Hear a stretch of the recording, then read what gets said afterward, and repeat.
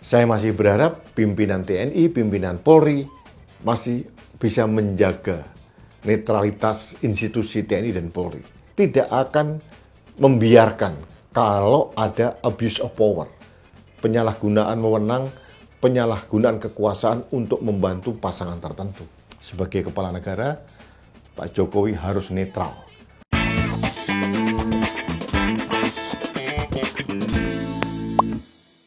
Halo sahabat Main TV, kita bertemu kembali dalam Rudy's Mind. Sahabat Main TV, kontestasi Pilpres tahun 2024 ini benar-benar menyita perhatian dan energi kita sebagai bangsa. Sudah 3 pasangan paslon mendaftar ke KPU sampai hari ini. Yang pertama Anies Baswedan, Muhaimin Iskandar, berikutnya adalah Ganjar Mahfud, dan terakhir hari Rabu 25 Oktober 2023 pasangan Prabowo Gibran sudah mendaftar. Akhirnya sampai detik terakhir batas akhir pendaftaran paslon Capres dan Cawapres hanya 3. Dan inilah 3 pasangan yang akan running di Pilpres tahun 2024. Kita sudah membahas satu persatu pasangan itu seperti apa. Nah, pertanyaannya sekarang, apakah pemerintah bisa netral menjadi fasilitator dan wasit yang baik sehingga proses Pilpres ini berjalan dengan jujur dan adil, bersih tanpa intervensi pemerintah? Ini pertanyaan yang dikeluhkan atau disuarakan oleh berbagai kalangan di masyarakat sekarang. Karena ada pasangan ketiga, Prabowo Gibran, yang akan berlaga, yang akan running di Pilpres tahun 2024. Prabowo, Menteri Pertahanan. Gibran, anak presiden. Meskipun tidak secara letterleh atau mungkin secara terbuka, presiden menyatakan dukungan kepada siapa, yang jelas secara logika sudah pasti ditebak dengan cermat bahwa dukungan Presiden Jokowi ke arah Prabowo dan Gibran, anak sulungnya. Ini sesuatu yang tidak aneh sebetulnya, wajar juga bahwa orang tua selalu mendukung anak-anaknya. Bahkan ada yang mengatakan Prabowo Gibran ini seolah seperti periode ketiga Jokowi atau Jokowi 3 periode. Ada yang mengatakan hal itu. Ini tidak salah juga, karena memang ada nuansa peran dari seorang Jokowi untuk memasangkan antara Prabowo dan Gibran. Nah, apakah Pak Prabowo dan Pak Gibran ini akan melaju dengan sendiri, hanya dengan tim sesnya tanpa dukungan dari pemerintah? Apakah Pak Jokowi bisa menjadi tokoh nasional, seorang presiden kepala negara yang netral, yang wise, yang bijak? Ini yang harus diuji. Ada beberapa kecurigaan dari masyarakat. Ini tidak bisa juga kita persalahkan. Sebagai contoh, APBN kita tahun 2023-2024 itu ada pos sekitar 493 sekian triliun, hampir 500 triliun digunakan untuk program perlindungan sosial atau perlinsos.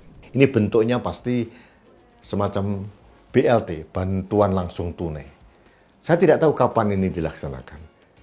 Apakah dilaksanakan nanti setelah Pilpres atau menjelang Pilpres? Kita lihat saja lagi. Kemudian ada lagi dana yang disiapkan pemerintah untuk pemilikan tanah 4 juta bagi masyarakat yang membutuhkan. Bukan hanya itu, pemerintah menolkan PPN jual beli tanah di bawah 2 miliar.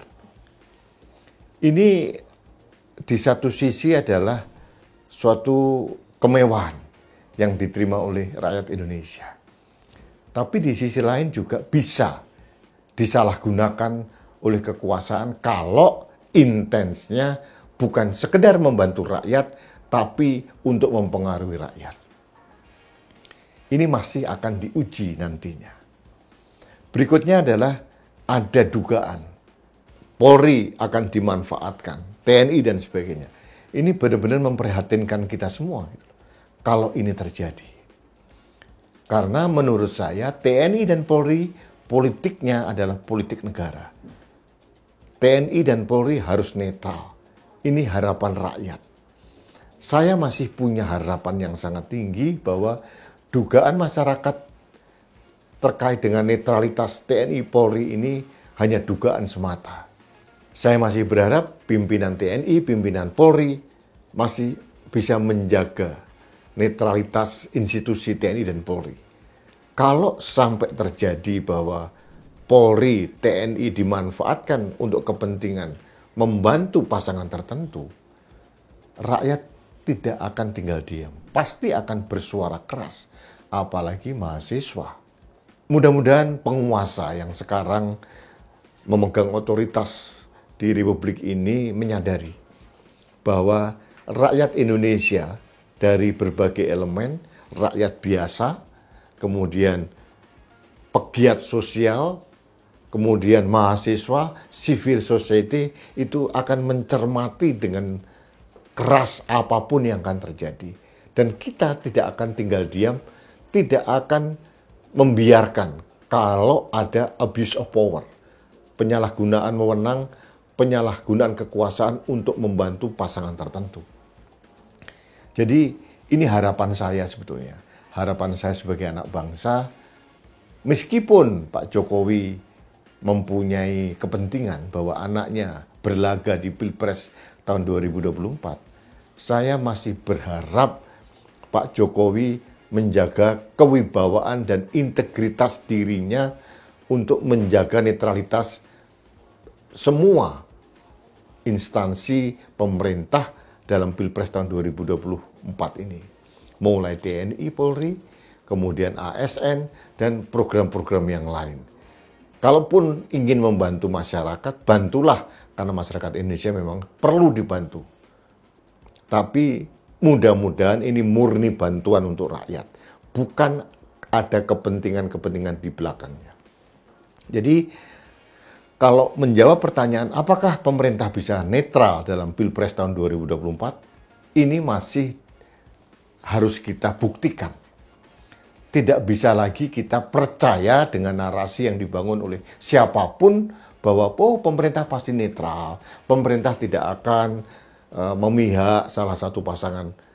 Itu narasi normatif, tapi pelaksanaannya harus kita awasi bersama. Civil society, pengamat sosial, pengamat politik, mahasiswa, masyarakat awam harus cermat dan membantu untuk menyuarakan kalau ada penyimpangan-penyimpangan kekuasaan demi menggolkan atau mendukung pasangan tertentu. Kita harus membiarkan rakyat memilih pemimpinnya secara objektif dan independen. Ada kemerdekaan masyarakat yang tidak dipengaruhi oleh apapun untuk memilih calon pemimpinnya. Itu prasyarat utama membangun demokrasi. Kalau Pak Jokowi masih mempunyai keinginan sebagai tokoh demokrasi di Indonesia, sebagai pejuang demokrasi, harusnya Pak Jokowi menyadari hal ini. Harusnya Pak Jokowi membuktikan untuk tidak mengintervensi atau memberikan pengaruhnya dalam Pilpres tahun 2024. Sebagai kepala negara, Pak Jokowi harus netral, harus menjadi seorang negarawan, wasit yang baik. Meskipun anaknya berlaga, meskipun ada kecurigaan yang luar biasa dari masyarakat, Pak Jokowi harus membuktikan bahwa Pak Jokowi adalah sosok yang netral, berintegritas, dan tidak sekedar ingin membangun politik dinasti untuk keluarganya. Namun, Pak Jokowi harus ingat, mazhab baru di masyarakat adalah viralisme.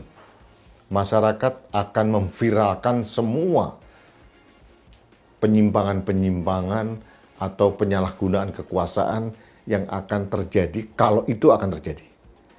Jadi saya masih mempunyai husnuzon, prasangka baik kepada pemerintah agar memegang teguh netralitasnya dalam Pilpres tahun 2024.